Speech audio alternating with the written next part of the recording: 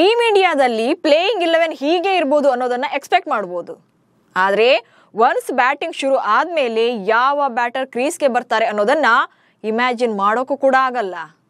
ಈಗೆಲ್ಲ top order batters just ನಾಮಕಾವಸ್ಥೆಗನ್ನೋ ಹಂಗಾಗಿದೆ. ನಿನ್ನೆ ಮ್ಯಾಚಲ್ಲಂತೂ Shivam Dubey number 3 ಸ್ಲಾಟ್ನಲ್ಲಿ ಬ್ಯಾಟಿಂಗ್ಗೆ entry ಕೊಡ್ತಾ ಇದ್ದಂತೆ ಎಲ್ರಿಗೂ ಫುಲ್ ಶಾಕ್. ಈವನ್ ಕಾಮೆಂಟೇಟರ್ಸ್ಗೂ ಕೂಡ ಅರ್ಥ ಆಗ್ತಾ ಇಲ್ಲ ಏನಾಗ್ತಿದೆ ಅಂತ. ಆಕ್ಚುಲಿ ಗೌತಮ್ ಗಂಭೀರ್ ಟೀಮ್ ಇಂಡಿಯಾದ ಹೆಡ್ ಕೋಚ್ ಆದಮೇಲೆ ಈ ಸ್ಲಾಟ್ ವೇರಿಯೇಷನ್ ಎಕ್ಸ್ಪೆರಿಮೆಂಟ್ ನಡೀತಾನೆ ಇದೆ. ಈ ಬ್ಯಾಟಿಂಗ್ ಆರ್ಡರ್ ಬದಲಾವಣೆ ಎಫೆಕ್ಟ್ ಏನೆಲ್ಲ ಆಗುತ್ತೆ, ತಂಡಕ್ಕೆ ಪ್ಲಸ್ ಅಥವಾ ಮೈನಸ್ಸಾ, ಉಳಿದ ಆಟಗಾರರ ಮೇಲೆ ಹೇಗೆ ಇಂಪ್ಯಾಕ್ಟ್ ಆಗುತ್ತೆ, ಈ ಬಗೆಗಿನ ಒಂದಷ್ಟು ವಿಚಾರಗಳನ್ನ ಈ ವಿಡಿಯೋದಲ್ಲಿ ಹೇಳ್ತೇನೆ. ನಾನು ಶಾಂತ, ನೀವು ಸುದ್ದಿಯಾನದ ಸಬ್ಸ್ಕ್ರೈಬರ್ ಆಗೋದಕ್ಕೆ ಮರಿಬೇಡಿ. ಈಗೆಲ್ಲ ಕ್ರಿಕೆಟ್ ಅಂದ್ರೆ ಬ್ಯಾಟರ್ಗಳ ಆಟ ಅನ್ನೋ ಹಂಗಾಗಿದೆ. ಬೌಲರ್ಗಳಿಗಂತೂ ಬೆಲೆನೇ ಇಲ್ಲ. ಬಟ್ ಬ್ಯಾಟರ್ಗಳು ಕೂಡ ಕ್ಲಿಕ್ ಆಗಬೇಕು, ಹಾಗೆ ಬಿಗ್ ಹಿಟ್ಸ್ ಬರಬೇಕು ಅಂದ್ರೆ ಅವರಿಗೆ ಸ್ಲಾಟ್ ಕೂಡ ತುಂಬಾನೇ ಇಂಪಾರ್ಟೆಂಟ್ ಆಗುತ್ತೆ. ಯಾವ ಆರ್ಡರ್ನಲ್ಲಿ ಬ್ಯಾಟ್ ಬೀಸ್ತಾರೆ ಅನ್ನೋದು ಮ್ಯಾಟರ್ ಆಗುತ್ತೆ. ಈಗ ರೋಹಿತ್ ಶರ್ಮಾನೇ ತಗೊಳ್ಳಿ, ಅವರನ್ನ ಹಿಟ್ ಮ್ಯಾನ್ ಅಂತ ಕರೆಯೋದೇ ಅವರ ಪವರ್ ಹಿಟ್ಟಿಂಗ್ ಇನ್ನಿಂಗ್ಸ್ಗಳ ಮೂಲಕ. ಅದರಲ್ಲೂ ರೋಹಿತ್ ಓಪನರ್ ಆಗಿ ಕಂಪ್ಲೀಟ್ ಆಗಿ ಡಾಮಿನೇಟ್ ಮಾಡಿರೋದು. ಇನ್ನು ವಿರಾಟ್ ಕೊಹ್ಲಿ ಅಂದ್ರೆ ಥಟ್ ಅಂತ ನೆನಪಾಗೋದೇ ನಂಬರ್ 3 ಸ್ಲಾಟ್. ಇನ್ನು ಟೆಸ್ಟ್ ಫಾರ್ಮೆಟ್ ನಲ್ಲಿ ನಂಬರ್ 4 ನಲ್ಲಿ ಸಚಿನ್ ತೆಂಡೂಲ್ಕರ್ ಅಂತೂ ಯಾವುದೇ ಬ್ಯಾಟರ್ಗಿಂತ ಅತಿ ಹೆಚ್ಚು ರನ್ಗಳನ್ನ ಸ್ಕೋರ್ ಮಾಡಿದ್ದಾರೆ. ಆದ್ರೆ ಗಂಭೀರ್ ಕೋಚ್ ಆದ್ಮೇಲೆ ಸ್ಲಾಟ್ ಎಲ್ಲ ಲೆಕ್ಕನೇ ಇಲ್ಲದಂತಾಗಿದೆ. ಟೆಸ್ಟ್, ಏಕದಿನ ಮತ್ತು T20ಯಲ್ಲೂ ಸ್ಲಾಟ್ ಬದಲಾವಣೆ.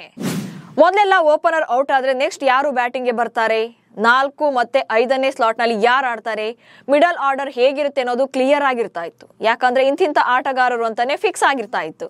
ಬಟ್ ಗಂಭೀರ್ ಕೋಚ್ ಆದ್ಮೇಲೆ ಪ್ರಯೋಗ ನಿಂತೇ ಇಲ್ಲ. ಓಪನರ್ಸ್ ಇಂದ ಹಿಡಿದು ನಂಬರ್ 10 ಬ್ಯಾಟಿಂಗ್ ವರ್ಗೂ ಕೂಡ ಬದಲಾವಣೆ ನಡೀತಾನೆ ಇದೆ. ಟೆಸ್ಟ್ ಫಾರ್ಮೆಟ್ ನಲ್ಲಿ ಮಿಡಲ್ ಆರ್ಡರ್ ನಲ್ಲಿ ಚೇಂಜಸ್ ಇರುತ್ತೆ. ಅಂಡ್ ODI ನಲ್ಲಿ KL ರಾಹುಲ್ ಈಗಲೂ ಕೂಡ ಒನ್ ಡೌನ್ ಆಡ್ತಿದ್ದಾರೆ. ಅಕ್ಷರ್ ಪಟೇಲ್ಗೆ ಬಡ್ತಿ ಸಿಕ್ತಿದೆ. ಇನ್ನು T20 ನಲ್ಲಂತೂ ಅಂದಾಜು ಕೂಡ ಮಾಡೋಕ್ಕಾಗ್ತಾ ಇಲ್ಲ. ಆಸ್ಟ್ರೇಲಿಯಾ ಸೀರೀಸ್ ನಲ್ಲಿ 2ನೇ ಮ್ಯಾಚ್ ಅಲ್ಲಿ ಸಂಜು ಸ್ಯಾಮ್ಸನ್ ನ 3ನೇ ಸ್ಲಾಟ್ ನಲ್ಲಿ ಕಳಿಸ್ತಾರೆ. ಅದಕ್ಕಿಂತ ಮುಂಚೆ ಅಂದ್ರೆ ಏಷ್ಯಾ ಕಪ್ ನಲ್ಲೂ ಕೂಡ ಸಂಜು 5ನೇ ಸ್ಲಾಟ್ ನಲ್ಲಿ ಬ್ಯಾಟಿಂಗ್ಗೆ ಬರ್ತಾ ಇದ್ರು. ಬಟ್ ಆ ಪಂದ್ಯದಲ್ಲಿ ಸಂಜು 2 ರನ್ಗಳಿಗೆ LBW ಬಲೆಗೆ ಬೀಳ್ತಾರೆ. And next Surya Tilak slot ಕೂಡ ವೇರಿಯೇಷನ್ ಆಗುತ್ತೆ. ಇನ್ನು ಇದೇ ಮ್ಯಾಚ್ ಅಲ್ಲಿ ಶಿವಮ್ ದುಬೆಗಿಂತ ಮೊದಲು ರಾಣಾ ಬ್ಯಾಟಿಂಗ್ಗೆ ಬರ್ತಾರೆ. ಇನ್ನು 3ನೇ ಪಂದ್ಯದಲ್ಲಿ ಅಂತ ದೊಡ್ಡ ವೇರಿಯೇಷನ್ಸ್ ಅಂತ ಏನ್ ಇರೋದಿಲ್ಲ. ಬಟ್ 4ನೇ ಪಂದ್ಯದಲ್ಲಿ ಅಭಿಷೇಕ್ ಶರ್ಮಾ ಔಟ್ ಆಗ್ತಾ ಇದ್ದಂತೆ ಶಿವಮ್ ದುಬೆ ನಂಬರ್ 3 ಬ್ಯಾಟಿಂಗ್ಗೆ ಬರ್ತಾರೆ. ಬಹುಶಃ ದುಬೆ ಕೂಡ ತಮ್ಮ ಕರಿಯರ್ ನಲ್ಲಿ ನಂಬರ್ 3 ನಲ್ಲಿ ಬ್ಯಾಟಿಂಗ್ ಮಾಡ್ತೀನಿ ಅಂತ ಅದು ಕೂಡ ಟೀಮ್ ಇಂಡಿಯಾ ಪರ ಇಮ್ಯಾಜಿನ್ ಕೂಡ ಮಾಡಿರ್ಲಿಲ್ವೋ ಏನೋ. 18 ಎಸೆತಗಳಲ್ಲಿ 22 ರನ್ಗಳನ್ನ ಗಳಿಸಿ ಔಟ್ ಆಗ್ತಾರೆ. ಬಟ್ ಇಲ್ಲಿ ದುಬೆ ಬಂದಿರೋದ್ರಿಂದ ನೆಕ್ಸ್ಟ್ ಬರುವಂತ ಬ್ಯಾಟರ್ಗಳ ಸ್ಲಾಟ್ ಕೂಡ ಚೇಂಜ್ ಆಗೇ ಆಗುತ್ತೆ. ಕೊನೆಗೆ ಮ್ಯಾಚ್ ವಿನ್ ಆದ್ರೂ ಅನ್ನೋದೇನೋ ಸರಿ, ಬಟ್ ಸ್ಲಾಟ್ ಚೇಂಜ್ ಎಫೆಕ್ಟ್ ಏನೆಲ್ಲ ಆಗುತ್ತೆ ಅನ್ನೋದನ್ನ ನೋಡ್ತಾ ಹೋಗೋಣ. ಬೋನಸ್ ರನ್ ಟಾರ್ಗೆಟ್ ಉಲ್ಟಾ ಹೊಡಿತ. ಆಕ್ಚುಲಿ ಇಲ್ಲಿ ಸ್ಲಾಟ್ ಯಾಕೆ ಚೇಂಜ್ ಮಾಡ್ತಾರೆ ಅಂದ್ರೆ ಬೋನಸ್ ರನ್ಸ್ ಟಾರ್ಗೆಟ್ ನಲ್ಲಿ. ಅಂದ್ರೆ ಆಲ್ರೌಂಡರ್ ಶಿವಮ್ ದುಬೆ 3ನೇ ಕ್ರಮಾಂಕದಲ್ಲಿ ಬಂದ್ರೆ ಅವರ ವಿಕೆಟ್ ಮ್ಯಾಟರ್ ಆಗಲ್ಲ, ಎಷ್ಟು ರನ್ಸ್ ಹೊಡೆದ್ರು ಅನ್ನೋದಷ್ಟೇ ಇಂಪಾರ್ಟೆಂಟ್ ಆಗುತ್ತೆ. ಇವರು ಡಿಫೆನ್ಸಿವ್ ಮೋಡ್ ನಲ್ಲಿ ಬ್ಯಾಟ್ ಬೀಸೋ ತರನೇ ಇಲ್ಲ, ಫುಲ್ ಅಗ್ರೆಸಿವ್ ಆಟಿಟ್ಯೂಡ್ ನಲ್ಲಿ ಆಡ್ಬೇಕಾಗುತ್ತೆ. ಹಾಗೆ ಬಿಗ್ ಹಿಟ್ಗಳ ಮೂಲಕ ರನ್ಸ್ ಅನ್ನ ಬಾರಿಸಬೇಕಾಗುತ್ತೆ. ಇರೋವಷ್ಟು ಹೊತ್ತು ಕೂಡ 6, 4ಗಳ ಕಡೆ ಫೋಕಸ್ ಮಾಡಬೇಕು ಅಂತಾನೆ ಇವರನ್ನ ಕಳಿಸ್ತಾರೆ. ಬಟ್ ಹೀಗೆ ಬರುವಂತ ಬ್ಯಾಟರ್ಗಳು ಯಾರು ಕೂಡ ಕ್ಲಿಕ್ ಆಗ್ತಾ ಇಲ್ಲ. ಅದೇ ಈಗ ಇರುವಂತ ಸಮಸ್ಯೆ.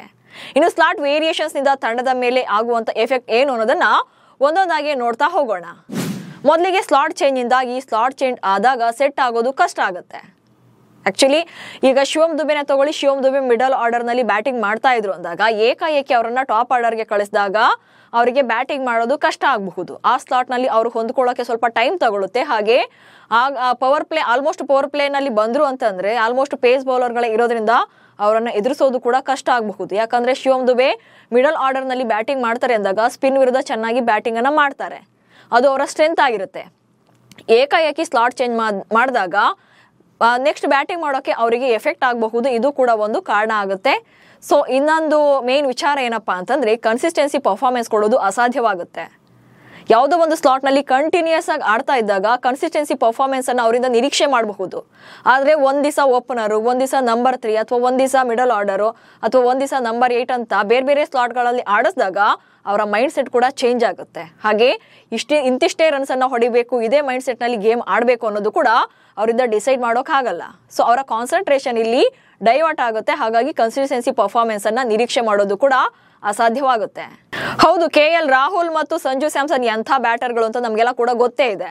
ಸಂಜು ಸ್ಯಾಮ್ಸನ್ ಅಂತೂ ಕಳೆದ ವರ್ಷದಿಂದ T20ನಲ್ಲಿ ಓಪನರ್ ಆಗಿ ಅಭಿಷೇಕ್ ಶರ್ಮಾ ಜೊತೆ ಬೆಸ್ಟ್ ಪ್ರದರ್ಶನ ನೀಡ್ತಾ ಇದ್ರು. ಅದು ಕೂಡ 5 ಇನ್ನಿಂಗ್ಸ್ಗಳಲ್ಲಿ 3 ಶತಕ ಬಂದಿತ್ತು. ಅಂಡ್ KL ರಾಹುಲ್ ಕೂಡ 5ನೇ ಕ್ರಮಾಂಕದಲ್ಲಿ ಎಫೆಕ್ಟಿವ್ ಆಗಿದ್ರು. ಬಟ್ KL ರಾಹುಲ್ನು ಕೂಡ ಸ್ಲಾಟ್ ಚೇಂಜ್ ಮಾಡ್ತಾರೆ ಅಂಡ್ ಸಂಜು ಸ್ಯಾಮ್ಸನ್ ಕೂಡ ಚೇಂಜ್ ಮಾಡ್ತಾರೆ.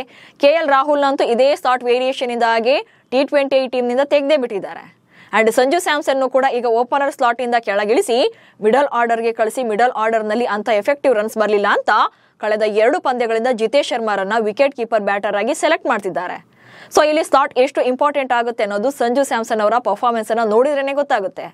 ಓಪನರ್ ಆಗಿ ಸಂಜುಗೆ ಇರುವಂತ ಕನ್ಸಿಸ್ಟೆನ್ಸಿ ಪ್ರದರ್ಶನ ಮಿಡಲ್ ಆರ್ಡರ್ ನಲ್ಲಿ ಅವ್ರಿಗೆ ಸಿಗ್ತಾ ಇಲ್ಲ. ಯಾಕಂದ್ರೆ ಅವರು ಆ ಸ್ಲಾಟ್ ನಲ್ಲಿ ತಮ್ಮನ್ನ ತಾವು ಪ್ರೊಜೆಕ್ಟ್ ಮಾಡ್ಕೊಳ್ತಾ ಇರುವಂತ ರೀತಿ ಹಂಗಿದೆ. ಸೊ ಹಾಗಾಗಿ ಪ್ರದರ್ಶನದ ಮೇಲೂ ಕೂಡ ಎಫೆಕ್ಟ್ ಆಗುತ್ತೆ. ಇದಕ್ಕೆ ತಾಜಾ ಉದಾಹರಣೆ ಅಂದ್ರೆ KL ರಾಹುಲ್ ಮತ್ತು ಸಂಜು ಸ್ಯಾಮ್ಸನ್. ಇನ್ನೊಂದು ಮೇನ್ ವಿಚಾರ ಏನಪ್ಪಾ ಅಂತಂದ್ರೆ, ಒಬ್ಬರ ಸ್ಲಾಟ್ ಅನ್ನ ಚೇಂಜ್ ಮಾಡಿದ್ರೆ ಉಳಿದ ಬ್ಯಾಟರ್ಗಳ ಸ್ಲಾಟ್ ಕೂಡ ಆಟೋಮೆಟಿಕಲಿ ಚೇಂಜ್ ಆಗುತ್ತೆ. ಈಗ ಶಿವಮ್ ದುಬೆಯನ್ನ ತಂದು 3ನೇ ಸ್ಲಾಟ್ಗೆ ಹಾಕಿದಾಗ 3ನೇ ಸ್ಲಾಟ್ ನಲ್ಲಿ ಬ್ಯಾಟ್ ಬೀಸ್ತಾ ಇದ್ದಂತ ಸೂರ್ಯ 4ನೇ ಸ್ಲಾಟ್ಗೆ ಹೋಗ್ತಾರೆ. ಅಂಡ್ 4ನೇ ಸ್ಲಾಟ್ ನಲ್ಲಿ ಬ್ಯಾಟಿಂಗ್ಗೆ ಬರ್ತಾ ಇದ್ದಂತ ತಿಲಕ್ ವರ್ಮಾ 5ನೇ ಕ್ರಮಾಂಕಕ್ಕೆ ಹೋಗ್ತಾರೆ. ಅಂಡ್ 5ರಲ್ಲಿದ್ದವರು 6ಕ್ಕೆ ಹೋಗ್ತಾರೆ. ಹಿಂಗೆ ಒಬ್ಬರ ಸ್ಲಾಟ್ ಇಡೀ ತಂಡದ ಸ್ಲಾಟ್ನೇ ವೇರಿಯೇಷನ್ ಮಾಡುತ್ತೆ. ಅಂಡ್ ಬ್ಯಾಟಿಂಗ್ ನಲ್ಲಿ ಎಫೆಕ್ಟಿವ್ ಆದಂತ ರಿಸಲ್ಟ್ ಅನ್ನ ಕೊಡೋಕೆ ಸಾಧ್ಯವಾಗೋದಿಲ್ಲ. ಸೊ ಇಲ್ಲಿ ಒಬ್ಬರನ್ನ ನಾವು ಟಾರ್ಗೆಟ್ ಮಾಡಿ ನೋಡಕ್ ಹೋದ್ರೆ ಇಡೀ ತಂಡದ ಫಾರ್ಮೆಟ್ ಇಲ್ಲಿ ಚೇಂಜ್ ಆಗುತ್ತೆ. ಸೊ ಇದನ್ನು ಕೂಡ ಗಮನದಲ್ಲಿ ಇಟ್ಕೊಳ್ಬೇಕಾಗುತ್ತೆ. ಅಂಡ್ ಡೆತ್ ಓವರ್ ನಲ್ಲಿ ಎಫೆಕ್ಟ್ ಆಗುತ್ತೆ.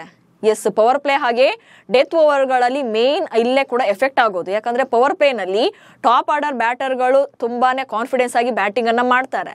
ಸೊ ಇಲ್ಲಿ ಬಂದು ಪವರ್ ಪ್ಲೇ ನಲ್ಲಿ ಬ್ಯಾಟಿಂಗ್ ಮಾಡೋಕೆ ಮಿಡಲ್ ಓವರ್ ಬ್ಯಾಟರ್ಗಳನ್ನ ಅಥವಾ ಆಲ್ರೌಂಡರ್ ಬ್ಯಾಟರ್ಗಳನ್ನ ಕಳಿಸಿದ್ರೆ ಅವರಿಗೆ ಅಲ್ಲಿ ಕಂಟ್ರೋಲ್ ಮಾಡೋದು ಕಷ್ಟ ಆಗಬಹುದು, ಅಥವಾ ಬಿಗ್ ಹಿಟ್ಗಳು ಬರೋದಿಲ್ಲ, ಅಥವಾ ಬೇಗನೆ ವಿಕೆಟ್ ಅನ್ನು ಒಪ್ಸಿ ಬಿಡ್ತಾರೆ. ಇದು ಕೂಡ ಮೇನ್ ಇಂಪಾರ್ಟೆಂಟ್ ಆಗುತ್ತೆ ಆರ್ಡರ್ನ ಚೇಂಜ್ ಮಾಡೋದ್ರಿಂದ. ಇನ್ನೊಂದು ಮೇನ್ ಏನಪ್ಪಾ ಅಂತಂದ್ರೆ, ಆಲ್ರೌಂಡರ್ಸ್ ಸ್ಪಿನ್ನರ್ ವಿರುದ್ಧ ಬೆಸ್ಟ್ ಇನ್ನಿಂಗ್ಸ್ ಅನ್ನ ಆಡ್ತಾ ಇರ್ತಾರೆ. ಎಸ್, ಮಿಡಲ್ ಆರ್ಡರ್ ನಲ್ಲಿ ಬ್ಯಾಟಿಂಗ್ ಮಾಡೋರು ಸ್ಪಿನ್ನರ್ಸ್ ವಿರುದ್ಧ ಸ್ವಲ್ಪ ಜಾಸ್ತಿ ಕಾನ್ಸಂಟ್ರೇಟ್ ಆಗಿ ಬ್ಯಾಟಿಂಗ್ ಅನ್ನ ಮಾಡ್ತಾರೆ. ಹಾಗೆ ಸ್ವಲ್ಪ ಡಾಮಿನೇಷನ್ ಕೂಡ ಇರುತ್ತೆ. ಸ್ಪಿನ್ನರ್ ವಿರುದ್ಧ ಲೀಲಾಜಾಲವಾಗಿ ಬ್ಯಾಟಿಂಗ್ ಅನ್ನ ಮಾಡ್ತಾರೆ. ಅದೇ ಆಲ್ರೌಂಡರ್ಗಳನ್ನ ಪೇಸ್ ಬೌಲರ್ಗಳ ಮುಂದೆ ಸ್ವಲ್ಪ ಕಷ್ಟ ಆಗಬಹುದು. ಯಾಕಂದ್ರೆ ಅವ್ರಿಗೆ ಆಲ್ಮೋಸ್ಟ್ ಮಿಡಲ್ ಆರ್ಡರ್ ನಲ್ಲಿ ಬ್ಯಾಟಿಂಗ್ ಬೀಸಿ ಅಭ್ಯಾಸ ಆಗಿರೋದ್ರಿಂದ ಸ್ವಲ್ಪ ಕಷ್ಟ ಆಗಬಹುದು. ಬಟ್ ರನ್ಸ್ ಅಂತೂ ನಿರೀಕ್ಷೆ ಮಾಡಬಹುದು. ಹೀಗಾಗಿ ಇಷ್ಟೆಲ್ಲ ಪಾಯಿಂಟ್ಸ್ಗಳು ಕೂಡ ಗಮನಕ್ಕೆ ಬರುತ್ತೆ, ಅಂದ್ರೆ ಎಫೆಕ್ಟ್ ಆಗುತ್ತೆ. ಸೊ ಹೀಗೆ ಒಬ್ಬರ ಸ್ಲಾಟ್ ಬದಲಾವಣೆ ಇಡೀ ತಂಡದ ಮೇಲೆ ಪರಿಣಾಮ ಬೀರುತ್ತೆ. ಈಗ ಅಭಿಷೇಕ್ ಶರ್ಮಾ ಓಪನರ್ ಆಗಿ ಕಂಟಿನ್ಯೂಸ್ ಆಗಿ ಆಡಿಸ್ತಾ ಇರೋದ್ರಿಂದಲೇ ಅವರಿಂದ ಒಳ್ಳೆ ಸ್ಕೋರ್ ಬರ್ತಾ ಇದೆ. ಒನ್ಸ್ ಬದಲಾವಣೆ ಮಾಡಿದ್ರು ಅಂದ್ರೆ ಅವರ ಮೇಲೂ ಕೂಡ ಎಫೆಕ್ಟ್ ಆಗಬಹುದು. ನಿನ್ನೆ ಮ್ಯಾಚ್ ಅಲ್ಲಿ ಭಾರತ ವಿನ್ ಆಗಿದೆ ನಿಜ, ಬಟ್ ಇದು ಪ್ಯೂರ್ಲಿ ಬೌಲರ್ಗಳ ಪರಿಶ್ರಮದಿಂದ ಅನ್ನೋದನ್ನ ಮರೆಯೋಕ್ಕಾಗಲ್ಲ. ಯಾಕಂದ್ರೆ ಅಲ್ಲಿ ಬ್ಯಾಟರ್ಗಳು ಯಾರು ಕೂಡ ಸ್ಲಾಟ್ ಚೇಂಜ್ ಆಯ್ತು ಅಂತ ಬಿಗ್ ಹಿಟ್ ಗಳನ್ನ ಕೊಟ್ಟಿರ್ಲಿಲ್ಲ.